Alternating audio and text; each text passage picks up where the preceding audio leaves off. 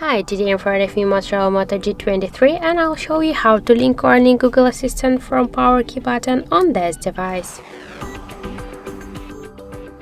Now if you wanna use the Google Assistant by double press to power key or just by press and hold to the power key button, you should first open the settings and then scroll down to the system section.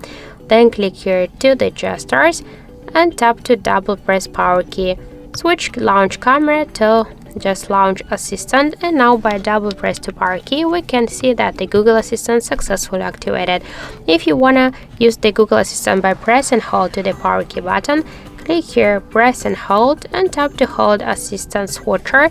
Now we can see that the Google Assistant successfully activated.